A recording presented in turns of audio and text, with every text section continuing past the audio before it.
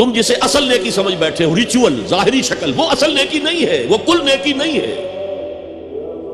نیکی تو اصل میں ایک روح ہے جو پورے وجود میں سرایت کرتی ہے، ایک بالکل مختلف انسان وجود میں لاتی ہے، ایک پورا مختلف کردار وجود میں لاتی ہے۔ نیکی تو حقیقت میں وہ ہے، جیسے کہ ہمیں معلوم ہے نماز کا ایک ظاہر ہے، فقہ اس سے بحث کرے گی، لیکن اصل نماز آپ کو اللہ کی حضوری کا شرف حاصل ہوا، کچھ حضور قلب میسر آیا، کوئی خشوع و خضوع ہوا، کوئی اللہ کے ساتھ مخاطبت اور مکالمے کی صورت پیدا ہوئی؟ کیا تم نے جب سجدہ کیا تو محسوس کیا کہ تم نے اپنے رب کے قدموں پر اپنا سر رکھ دیا ہے؟